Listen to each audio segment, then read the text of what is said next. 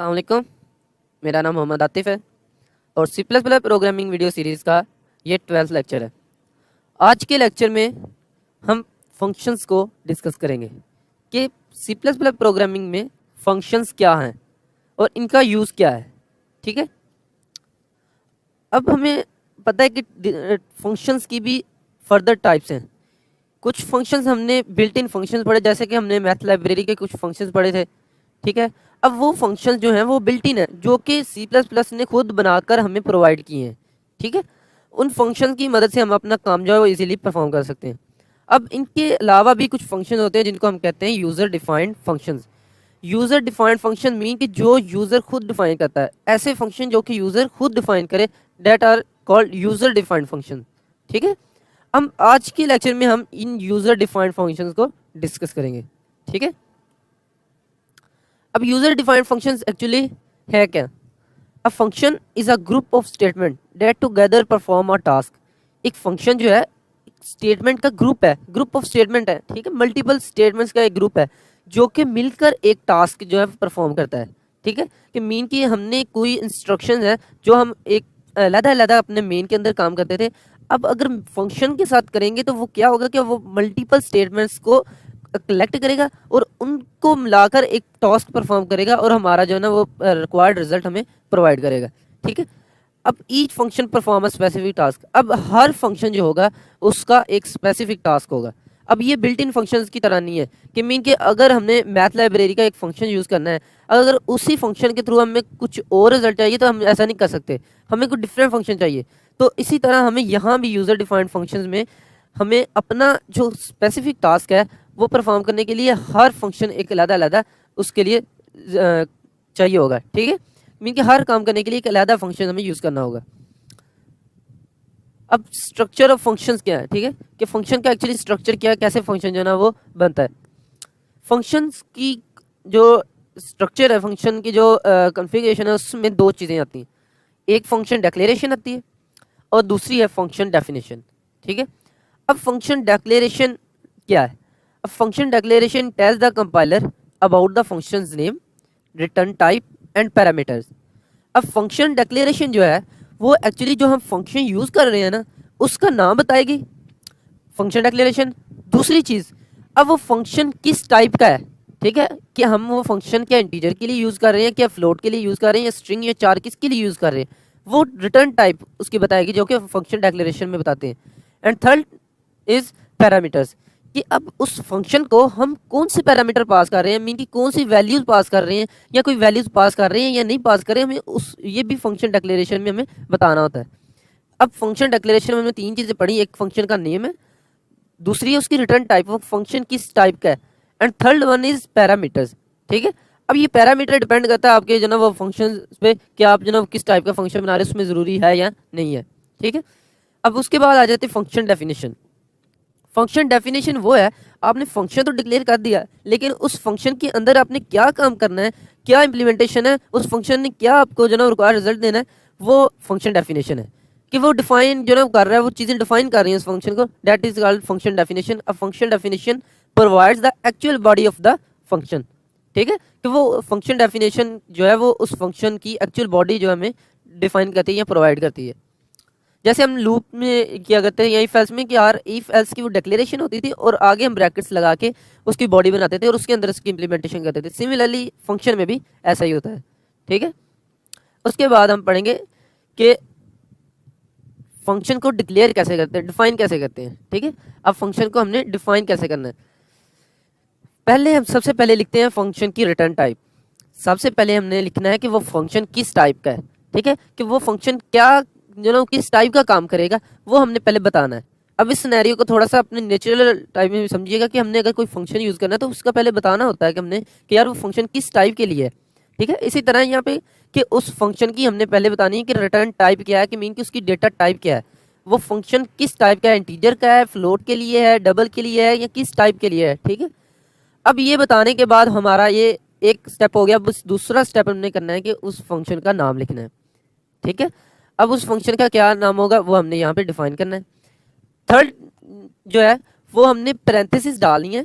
ठीक है, पैरेंथेसिस डाल के इसके अंदर हमने पैरामीटर लिस्ट डिफाइन करनी है कि अब उस फंक्शन को क्या वैल्यूज़ पास हो रही हैं, क्या उसको आर्गूमेंट पास हो रहे हैं, कि उसको क्या क्या जो हम चीज़ें प्रोवाइड कर रहे हैं, वो सारी चीज़ें हम इस ब्रैकेट पैरेंथेसिस के अंदर डिफाइन करेंगे। ठीक है, अब यहाँ से लेकर यहाँ तक आपकी फंक्शन डेक्लेरेशन होगी है। ठीक है, जो हमने पीछे पढ़ा था फंक्शन डेक्लेरेशन के बारे में कि उसमें पहले return type, then function name, and then हम उसकी डिफाइन करते हैं पैरामीटर लिस्ट। अब उसके बाद हमने पढ़ा था फंक्शन डेफिनेशन। तो अब फंक्शन डेफिनेशन क्या थी, फंक्शन की जो एक्चुअल जो ना वो उसकी डेफिनेशन या एक्चुअल जो इम्प्लीमेंटेशन थी या उसकी बॉडी कह लें, वो फंक्शन डेफिनेशन कहलाती थी। वो हमने ब्रैकेट्स डालनी है फिर, और उसके बाद फिर हमने लिखनी बॉडी ऑफ फंक्शन कि उस फंक्शन में हम क्या काम कर रहे हैं।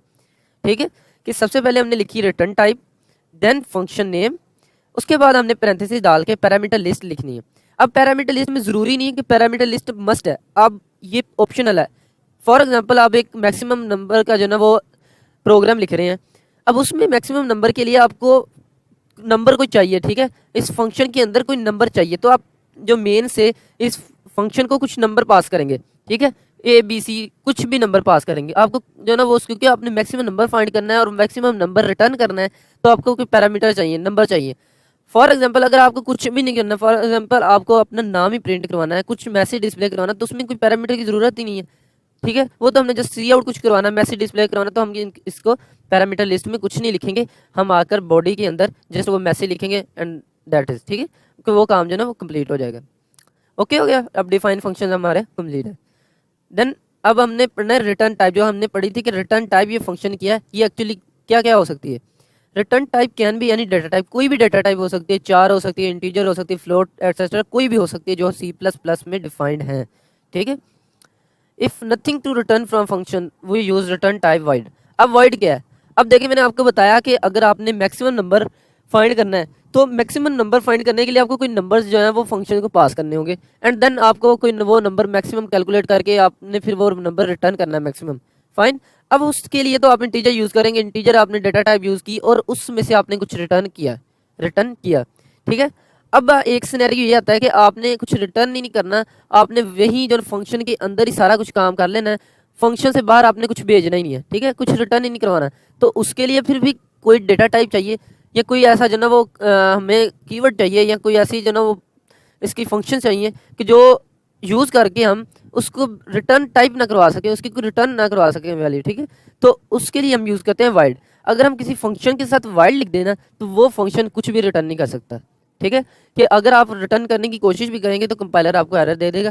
ठीक है, तो उस फंक्शन से आप कुछ भी रिटर्न नहीं कर सकते अगर आपने कोई रिटर्न, आप उस फंक्शन की रिटर्न टाइप आपने लिख दी है वाइड। ठीक है, पैरामीटर्स हैं, parameter are any arguments are values you pass to the functions. ठीक है, क्योंकि वो कोई भी आर्गूमेंट्स हो सकते हैं, कोई भी वैल्यूज हो सकती हैं जो कि आप फंक्शंस को पास करते हैं। ठीक है, जैसे हमने पीछे मैक्सिमम नंबर वाले के जो ना वो एग्जांपल में देखा कि उसमें हम नंबर पास कर रहे हैं। ठीक है, these argument can be of any data type, की ये कोई भी डेटा टाइप के हो सकते हैं, इसमें कोई भी बाउंड्री नहीं है, ये कोई भी डेटा टाइप के हम आर्गूमेंट्स पास कर सकते हैं। अच्छा, अब मैंने जैसे हम पीछे करते आए हैं काम कि हमने मेन के अंदर जो भी काम करते थे, जैसे फॉर एग्जांपल मैंने स्टूडेंट डिटेल्स लिखनी है, मैंने स्टूडेंट डिटेल लिखनी है जिसमें मैंने यूज़र से मैं कहता हूँ कि मुझे 3 इन्फॉर्मेशन चाहिए स्टूडेंट की, जिनमें पहला होगा स्टूडेंट का नाम होगा। ठीक है, उसके बाद उसने इनपुट करवा दिया नाम, देन मैं कहता हूँ कि उसकी एज भी इनपुट कराओ, एज इनपुट करवा दी, एंड देन मैं कहता हूँ कि आपने उसका GPA भी इनपुट करवाना, तो उसने स्टूडेंट का GPA भी इनपुट करवा दिया, और ये प्रोग्राम है हमने इसलिए लिखा कि हमें स्टूडेंट की डिटेल्स चाहिए थी। ठीक है, अब फॉर एग्जांपल कुछ ऐसा सिनेरियो आ जाता है कि आपको यही काम जो है वो मल्टीपल टाइम्स करना है। ठीक है, और हर बार जो है वो आपको ये इनपुट भी डिफरेंट करवानी है, एज भी डिफरेंट करवानी है, GPA भी, मीन कि अगर आपने 10 स्टूडेंट्स का भी लिखना है, ठीक है, और उसमें 10 के लिए भी आपने डिफरेंट जो इनपुट करानी, तो आप इस मेन के अंदर ही करना शुरू करेंगे, तो then it would be to जो ना बकी हो जाएगा, कि ये बहुत जो है ना वो लेंथी हो जाएगा। ठीक है, और ये बिल्कुल रिक्वायरमेंट के उल्ट हो जाएगा काम की, ऐसा रिक्वायरमेंट होती नहीं है प्रोग्रामिंग में। एक हज़ारों लाइन का कोड हो तो आप जो ना वो लिखने लग जाएं, तो ये तो फिर जो ना पूरे आपके लाइंस पे एक छोटी छोटी सी जो ना वो block of code he line पूरी लाइन पे आ जाए। तो उसके लिए हम क्या करते हैं कि अपना कोड को एफिशिएंट बनाने के लिए हम फंक्शंस यूज़ करते हैं। अब जो काम हमने यहाँ पे किया है, एक स्टूडेंट की डिटेल्स इनपुट करवाने के लिए किया है, अब वही काम अगर हम फंक्शन के अंदर करें तो ये हमारे मेन में ये जितनी स्टेटमेंट लिखी हैं ये कम हो जाएंगी और हमारा कोड भी कुछ एफिशिएंट लग जाएगा। ठीक है, अब वो हमारा कोड बिल्कुल एफिशिएंट नज़र आएगा। अब वो कैसे कर सकते हैं हम, अब यही चीज़ मैंने फंक्शन के थ्रू करनी है। अब स्टूडेंट डिटेल में फंक्शन के थ्रू इनपुट करवाऊंगा। अब देखें, सबसे पहले मैंने फंक्शन बनाया इन्फॉर्मेशन का, मैंने फंक्शन बनाया इन्फॉर्मेशन का। अब मैंने इन्फॉर्मेशन की जो रिटर्न टाइप, डाटा टाइप जो रखी है, या रिटर्न टाइप कह लें, रिटर्न टाइप जो मैंने रखी है वो रखी है वाइड। अब आपको पता है, एक चीज़ का कंफर्म पता है कि जब मैंने वाइड रख दी है, अब इस फंक्शन से मैं कुछ रिटर्न नहीं करवा सकता। एक बात तो आप पल्ले बांध लें कि अब मैंने फंक्शन की डाटा टाइप रख दी है वाइड, तो अब इस फंक्शन से आप कुछ भी रिटर्न नहीं करवा सकते। ठीक है। अब इसके बाद हमने लिखा है फंक्शन का नाम। ठीक है। अब फंक्शन डिक्लेरेशन में हम क्या लिखते हैं, रिटर्न टाइप लिखी पहले। रिटर्न टाइप लिखने के बाद हमने लिखी फंक्शन का नाम लिखा, एंड देन पैरेंथेसिस डाल। अब इसमें हमने कोई आर्गुमेंट नहीं पास किया क्योंकि ऑप्शनल है, क्योंकि हमें यहाँ से कोई आर्गुमेंट पास ही नहीं कर रहे, ना हमें ज़रूरत है। ठीक है। हमें जस्ट स्टूडेंट की डिटेल्स इनपुट करवानी है और वो जो ना वो बस आउटपुट करवाना है, इनपुट करवानी है और जस्ट जो ना फंक्शन को हमें कॉल करना है। तो यहाँ पे हमें कोई आर्गुमेंट्स की या पैरामीटर की ज़रूरत नहीं है। ठीक है। अब उसके बाद जो हमने चीज़ यहाँ पे लिखी थी, मैंने वो उठाकर वो पूरी चीज़ यहाँ पे अब रख दी। ठीक है। अब क्या होगा कि वो सारी डिटेल्स जो है, वो सारा काम क्या होगा, मेन के अलावा उसका एक फंक्शन बन गया इन्फॉर्मेशन। अब उस इन्फॉर्मेशन के अंदर उस स्टूडेंट्स की डिटेल हम सारी इनपुट करवाएंगे यूज़र से। ठीक है। अब ये इन्फॉर्मेशन जो फंक्शन है, अब ये इसका काम है कि ये सारी डिटेल्स को हैंडल करे। अब इसका तल्लक जो है वो सारी डिटेल्स का तल्लक किसी इन्फॉर्मेशन के फंक्शन से है। ठीक है। जो काम भी करना है डिटेल्स के मतलब इन्फॉर्मेशन वाले फंक्शन ने करना है, और इसके अलावा इसका कोई काम नहीं है। ठीक है। अब वही चीज़ें मैंने यहाँ पे पेस्ट कर दी। पहले स्टूडेंट का जो ना वो मैंने इनपुट करा, नाम, फिर इनपुट एज, फिर जीपीए। ठीक है। अब मैंने तो फंक्शन तो बना लिया। अगर आपने फंक्शन बना लिया, फंक्शन बनाने के बाद आपने जस्ट ऐसे आउटपुट कराया, तो ये फंक्शन जो है वो कोई काम नहीं करेगा। आपने जस्ट मेन में रिटर्न 0 लिखा, आपने इन्फॉर्मेशन ये भी नहीं लिखी लाइन, और जस्ट आपने इसको रन किया, तो ये कुछ भी आउटपुट नहीं करेगा, ये फंक्शन रन ही नहीं होगा। क्यों रन नहीं होगा? क्योंकि आपने इसे कॉल ही नहीं की। ये मेन जो है वो आपका मेन है, फंक्शन है एक्चुअली, ये भी फंक्शन है। मेन जो है ये भी एक फंक्शन है। अब इस फंक्शन के अंदर आपने जो ये बाहर फंक्शन बनाया है, अब आपको बताना पड़ेगा कि मेन को, यार कि मेरे जो मैंने अपने अंदर जो भी इंस्ट्रक्शन लिखी है उसके में एक फंक्शन भी आएगा। ठीक है। अब मेन बताएगा कि मेरे अंदर एक जो ना वो एक और फंक्शन आ रहा है, डेट इज इन्फॉर्मेशन। ठीक है। अब वो इन्फॉर्मेशन को कॉल करेगा। ठीक है। जैसे हम कॉल करते हैं, ठीक है, कि बिना कॉल किए तो हम किसी को जो ना वो इन्फॉर्मेशन ही नहीं दे सकते, या किसी तक जो पैगाम ही नहीं पहुंचा सकते। तो इसी तरह हम यहाँ पे उस फंक्शन को कॉल करेंगे। हम कॉल कैसे करेंगे? उस फंक्शन का नाम लिखेंगे जस्ट, यहाँ पे डेटा टाइप नहीं लिखनी। ठीक है। या रिटर्न टाइप नहीं लिखनी, जस्ट हमने फंक्शन का नाम लिखना है एंड पैरेंथेसिस डालनी है। ठीक है। पैरेंथेसिस डालने के बाद हमने इसको कॉल करना है, अपने रन करना है। जैसे रन करेंगे ये सारी जो है वो फंक्शंस की इंस्ट्रक्शन रन हो जाएंगे। ठीक है। अगर आपने यहाँ से पैरामीटर पास किए हैं और यहाँ पे आपने पैरामीटर नहीं लिखे, तो ये भी एरर आ जाएगा। ठीक है। कि यहाँ से जो पैरामीटर आपने पास करने ये सेम टू सेम यहाँ पे भी होनी चाहिए, और उनकी डेटा टाइप भी सेम होनी चाहिए। ये बात का भी आपने ध्यान रखना है कि जो पैरामीटर आपने यहाँ से पास किए हैं वो नंबर ऑफ पैरामीटर भी सेम होने चाहिए, और उनकी डेटा टाइप भी सेम होनी चाहिए। ठीक है। ये थी फंक्शन कॉलिंग। अब फंक्शन यहाँ से कॉल होगा और ये फंक्शन क्या हो जाएगा, एग्जीक्यूट हो जाएगा। अब मैंने एक पैरामीटर के साथ जो ना इसी फंक्शन को यूज़ किया है कि जो मैं पैरामीटर यहाँ पे इनपुट ले रहा था यूज़र से, नेम, अब मैं क्या करूँगा कि जस्ट यहाँ से नेम मैं खुद ही पास कर दूंगा। ठीक है। और यहाँ से सिर्फ मैं एज और जीपीए कैलकुलेट करूँगा। अब मैंने जस्ट ये पैरामीटर का बताने के लिए ये डिफरेंस किया है कि अब फंक्शन वो सेम है। यहाँ से मैंने पास किया मोहम्मद आतिफ। ठीक है। मैंने मोहम्मद आतिफ यहाँ से नेम पास किया, यहाँ पे आएगा स्ट्रिंग, और स्ट्रिंग एक डेटा टाइप जो ना वो एक वेरिएबल डिक्लेयर हो रहा है नेम यहाँ पे पैरामीटर के अंदर, जो क्या स्ट्रिंग नेम। अब ये यहाँ से मोहम्मद आतिफ जो है वो string as a string pass होगा कहाँ पे, इस नेम में। ठीक है। अब ये पैरामीटर में नेम लिखा हुआ, तो नेम में क्या, नेम की वैल्यू क्या हो जाएगी, मोहम्मद आतिफ। ठीक है। अब नेम की वैल्यू होगी मोहम्मद आतिफ, और उसके बाद जो है वो सारा प्रोग्राम वो वैसे का वैसा ही एग्जीक्यूट होगा। ठीक है। कि जो आपने यहाँ से पैरामीटर पास किया उस पैरामीटर की वैल्यू जाके उस वेरिएबल के अंदर सेट हो जाएगी। फाइन। अब उसके बाद मैं एक और जो ना वो हमने अभी तो किए वाइड, ऐसे फंक्शन जिसकी कोई रिटर्न टाइप नहीं है, लेकिन ऐसे फंक्शन है कि अगर हमें उसमें से कुछ रिटर्न करवाना पड़े, ठीक है, कोई रिजल्ट हमें मेन में रिटर्न करवाना पड़े, तो वो कैसे हम उनको यूज़ करेंगे। फॉर एग्जांपल हमें एक मैक्सिमम का प्रोग्राम लिखना है। ठीक है। तो और उसमें हमने क्या करना है कि एक फंक्शन के थ्रू हमने नंबर जो मैक्सिमम फाइंड करना है। तो 2 नंबर आपने जो ना वो उस फंक्शन को पास करने हैं। ठीक है। और उस फंक्शन में आपने चेक करना है कि अगर तो कोई नंबर जो भी नंबर उनमें से बड़ा है वो आपने रिटर्न करवा देना है।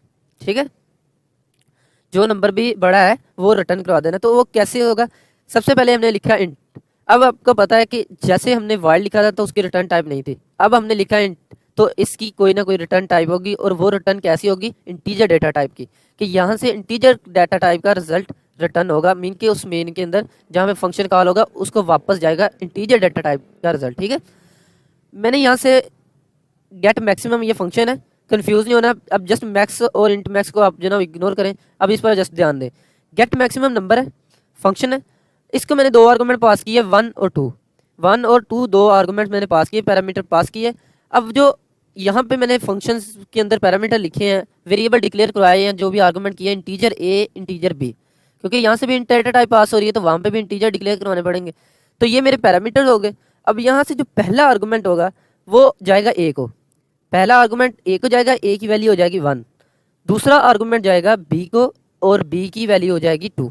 ठीक है, ये बिल्कुल करस्पॉन्डिंग काम करता है। ठीक है, इसमें बिल्कुल करस्पॉन्डेंस काम होता है कि पहला आर्गूमेंट पहले पैरामीटर को, दूसरा आर्गूमेंट दूसरे पैरामीटर को। ठीक है, अब यहाँ से गया, ये दो वैल्यूज गई, ए की वैल्यू होगी 1 और बी की वैल्यू होगी 2। अब यहाँ पे आके कंपेयर करना शुरू किया उसने, अगर ए ग्रेटर देन बी तो रिटर्न करवा देगा ए, एल्स रिटर्न करवा देगा बी। ठीक है, अगर तो ए ग्रेटर देन बी है, कि जो हमारी ए की वैल्यू क्या थी 1 ग्रेटर देन बी, तो ये कंडीशन क्या होगी, फॉल्स। अगर तो ए ग्रेटर देन बी है तो वो रिटर्न करवा देगा ए, लेकिन 1 इज ग्रेटर देन 2, ये कंडीशन क्या होगी, फॉल्स होगी। तो यहाँ पे कौन सा पार्ट चलेगा, एल्स का पार्ट, और वो क्या रिटर्न करवा देगा बी। अब जैसे उसने बी रिटर्न करवाया, बी की वैल्यू क्या थी 2, अब 2 रिटर्न होती होती है इस फंक्शन के पास जो कि गेट मैक्सिमम था। अब इस फंक्शन में 2 स्टोर हुआ है, अब इस फंक्शन के अंदर 2 इस वक्त पड़ा हुआ है। ठीक है, अब इस फंक्शन के अंदर जब 2 पड़ा हुआ है तो हम इसको डायरेक्ट आउटपुट भी करवा सकते हैं, सी आउट, जिस तरह हम जो ना वो करते हैं, सी आउट करवा के गेट मैक्सिमम कर दें, ऐसे भी आउटपुट करवा सकते हैं। या फिर आप एक वेरिएबल डिक्लेयर करवाएं मैक्स का, कोई भी इंटीजर डाटा टाइप का जो ना वेरिएबल डिक्लेयर करवाएं, और उसके अंदर आप जो ना वो इस गेट मैक्सिमम को असाइन कर दें, क्योंकि गेट मैक्सिमम वाले फंक्शन में क्या रिटर्न होकर आया है 2, अब इसमें पड़ा हुआ है 2, तो 2 किसको साइन हो जाएगा, मैक्स को, तो मैक्स की वैल्यू क्या हो जाएगी 2। ठीक है, यही था कि आपने जो भी रिटर्न करवाया रिजल्ट वो उस फंक्शन के अंदर ही आ जाएगा, और आप उस फंक्शन में से वो वैल्यू जो है वो निकाल लेंगे। ठीक है, वो निकाल कर आप किसी वेरिएबल को असाइन कर दें या वहीं पे आउटपुट करवा सकते हैं। ठीक है, दूसरी बात है अपने हमेशा याद रखनी है कि हर फंक्शन एक एट अ टाइम एक जो ना वो वैल्यू रिटर्न कर सकता है, या एक कोई भी डाटा टाइप की जो वैल्यू वो एक रिटर्न कर सकता है, वो मल्टीपल नहीं रिटर्न कर सकता है। ठीक है, क्यों, हमेशा वो एक ही रिटर्न कर सकता है। अब हम इसको कंपाइलर पे जाकर जो ना वो अंडरस्टैंड करते हैं, कुछ एग्जांपल्स करते हैं, और वहाँ पे हम इसको देखते हैं कि कैसे फंक्शंस को हम C++ में यूज़ करते हैं। अच्छा, तो अब हम जो ना वो एक फंक्शंस करते हैं कि हमने फॉर एग्जांपल सी आउट हमने लिखा है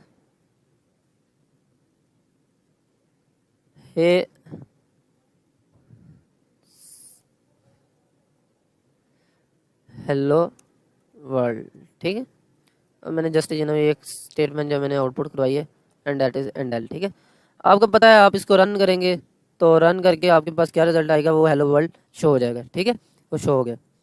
अब मैं क्या चाहता हूँ कि मेरा जो हेलो वर्ल्ड की स्टेटमेंट है, मैं इसको फंक्शन के थ्रू जो ना वो आउटपुट कराऊँ। तो मैं क्या करूँगा, जस्ट मैं पहले फंक्शन डिक्लेयर कराऊंगा। अब आपको पता है पहले क्या आती है, रिटर्न टाइप। तो हमें कोई भी इस फंक्शन में से, इसके लिए तो हमें कुछ रिटर्न ही नहीं करवाना, कुछ जस्ट मैसेज ही डिस्प्ले करवाना है ना, तो हम क्या करेंगे, वाइड यूज़ करेंगे। ठीक है, अब वाइड यूज़ करने के बाद हमने फंक्शन का नाम लिखना है, डैट इज हम कोई भी लिख लेते हैं, मैं लिख लेता हूँ डिस्प्ले। उसके बाद हमने लिखनी है पैरेंथेसिस और फंक्शन की बॉडी। ठीक है, अब इस फंक्शन पैरामीटर तो हम कोई पास नहीं कर रहे, नाम चाहिए। ठीक है, तो हम क्या करेंगे, जस्ट ये जो हेलो वर्ल्ड है हम वहाँ पे जाके इसे पेस्ट कर देंगे। अब मैं क्या करता हूँ, अब ये मेरा फंक्शन कंप्लीट हो गया। अब मैं इस फंक्शन को रन करता हूँ, इस प्रोग्राम को रन करता हूँ, कुछ भी डिस्प्ले नहीं हो रहा। क्यों डिस्प्ले नहीं हो रहा, क्योंकि हमने इस फंक्शन को कॉल ही नहीं की। फंक्शन तो बना हुआ है लेकिन कॉल ही नहीं की इसको। तो मैं क्या करूँगा, डिस्प्ले का फंक्शन है, इसको मैं कॉल करूँगा। जैसे ही मैं इसको कॉल करूँगा ये फंक्शन उसी टाइम जो है अपना काम कर देगा। देखा, हेलो वर्ल्ड। ओके, अब इस फंक्शन के अंदर जो मर्जी लिखे हैं, सी आउट, ठीक है, आई लव प्रोग्रामिंग। ठीक है, ओके, हैंडल। ठीक है, और मैं क्या करूँगा, स्टार्ट विदाउट डिबगिंग, तो hello world, I love programming. ठीक है, तो ये फंक्शन में उसने डिस्प्ले करवा दिया। जो आपने वो पहले एग्जांपल की थी स्टूडेंट का जो ना नेम डिस्प्ले इनपुट करवाया, फिर उसका जीपीए, वो भी आप काम कर सकते हैं क्योंकि उसमें आपको कुछ रिटर्न ही नहीं करवाना। तो आप क्या करेंगे, स्ट्रिंग नेमली सीन किया आपने नेम, ठीक है, फिर इंट एज, ठीक है, और सीन किया एज, देन फ्लोट जीपीए, और फिर आपने किया सीन जीपीए, ठीक है। तो आप इसको जो ना वो जस्ट यूज़ करेंगे और यहाँ पे आपको स्ट्रिंग लाइब्रेरी भी इंक्लूड करवानी पड़ेगी, इंक्लूड स्ट्रिंग, ठीक है। और यहाँ पे आप इसको आउटपुट भी करवा दें, सी आउट स्टूडेंट नेम, ठीक है, that is name handle, cout कौन से एज है हैंडल, और सी आउट जीपीए हैंडल, ठीक है। और मैं क्या करूँगा, यहाँ पे एज है और यहाँ पे मैं जीपीए, ठीक है। अब मैं क्या करता हूँ, इसको मैं रन करता हूँ, डिबग स्टार्ट विदाउट डिबगिंग। अब उससे पहले मांग रहा है नेम, तो मैं लिखता हूँ आतिफ, एज 18, और जीपीए डैट इज़, और इतना तो ज़्यादा है नहीं मेरा, 3.5 कर लेते हैं, ठीक है। Student name Atif, age 18, GPA 3.5, ठीक है। कितना क्रेजी लग रहा है। अब जना हम काम जना फंक्शन के थ्रू कर रहे हैं और मेन हमारा कुछ स्टेटमेंट, जस्ट एक स्टेटमेंट लिखी है और बाकी सारा वो काम हो रहा है, ठीक है। ये फंक्शंस की खूबसूरती है, ठीक है। अब हमने फंक्शंस का लिए वाइड, अब वाइड टाइप का हमने फंक्शंस किया। अब इसमें हमने तो कोई जो ना वो रिटर्न टाइप नहीं करवानी थी, ना कुछ जो ना वो काम जो ना हमने इसमें रिटर्न करवाने वाला था। अब हम क्या करते हैं, एक फंक्शन लिखते हैं that is maximum, get maximum, ठीक है। अब मैं इसे पास करता हूँ दो variable, that is int a int b, और यहाँ से मैं चेक करूँगा अगर तो a is, if a is greater than b तो रिटर्न क्या करवा दो, ए, एल्स रिटर्न करा दो बी, ठीक है। अब मैं क्या करता हूँ कि इस फंक्शन को मैं कमेंट आउट कर देता हूँ क्योंकि मुझे इसकी ज़रूरत नहीं है। और मैं क्या करता हूँ कि यहाँ पे गेट मैक्सिमम को मैं कॉल करता हूँ और उसमें मैं भेज देता हूँ लेट्स सपोज 32 एंड 12, ठीक है। अब ये 32 और 12 जाएंगे, यहाँ पे ए की वैल्यू 32 हो जाएगी, बी की वैल्यू 12 हो जाएगी। पहले फिर कंपेयर करना शुरू करेगा, जो इनमें से वैल्यू बड़ी होगी वो रिटर्न कर देगा किसको, गेट मैक्सिमम को, ठीक है। अब यहाँ पे इसकी वैल्यू जो मैक्सिमम वैल्यू रिटर्न होकर आएगी इसमें अंदर स्टोर है, अब इसके अंदर वो वैल्यू पड़ी हुई है। अब आप चाहें तो इसको डायरेक्ट आउटपुट भी करवा सकते हैं, सी आउट करवा दें और गेट मैक्सिमम, ठीक है। फॉर एग्जाम्पल मैं कहता हूँ सी आउट गेट मैक्सिमम। अब मैं इसको रन करता हूँ, ठीक है। 32 आउटपुट हुई है जो कि मैक्सिमम वैल्यू, ठीक है। मैं इसको फॉर्मेट कर लेता हूँ एंडल, ठीक है, ठीक है। 32 शो हो रही है। अब आपने कंफ्यूज नहीं होना कि ये सी आउट मैक्सिमम गेट मैक्सिमम क्या मतलब, उस फंक्शन को ही हम आउटपुट करवाया जा रहा है। अभी यहाँ पे जो है ना आपने इसको, जैसे आप एक वेरिएबल आउटपुट करवाते हैं ना, क्योंकि रिटर्न होकर रिजल्ट आया है, तो जब रिटर्न होकर रिजल्ट आया तो वो एक्चुअली एक वेरिएबल ही समझ ले बिहेव कर रहा है, क्योंकि उसमें कोई वैल्यू पड़ी। वेरिएबल का क्या काम होता है कि उसमें अंदर कोई हम वैल्यू स्टोर करते हैं। तो ये गेट मैक्सिमम के अंदर पहले ये कॉल हुआ, फिर कॉल होके यहाँ से वैल्यू रिटर्न हुई है, तो इसके अंदर कोई वैल्यू पड़ी हुई थी तो हमने इसको आउटपुट करवा दिया। नहीं ऐसे करना तो ना करें, आप क्या करें, सिंपल एक वेरिएबल डिक्लेयर करवाएं इंट मैक्स और उससे जो ना वो इक्वल कर दें इसके, ठीक है। तो आप क्या कर सकते हैं, सी आउट मैक्स है, ठीक है, एंडर, और यहाँ पे आप लिख दें मैक्सिमम नंबर इज़, ठीक है। और इसको मैं रन करता हूँ, मैक्सिमम नंबर इज़ 32, ठीक है। ये थे हमारे आज जो हमने आज के हमारा टॉपिक था फंक्शंस, तो उसके बारे उसके मतलब आज हमने पढ़ा, ठीक है। तो इसकी वाइड है, ठीक है, और इसके इंटीजर डेट के लिए हमने एग्जांपल करी। आप दूसरी डेटा टाइप के लिए भी प्रैक्टिस करके देखिएगा, ठीक है। मुख्तलिफ फंक्शंस बनाइएगा, स्ट्रिंग के लिए, करैक्टर के लिए, ठीक है, और हर तरह के फंक्शन जो है ना वो बनाकर आप देखिएगा और उनकी प्रैक्टिस कीजिएगा, ठीक है।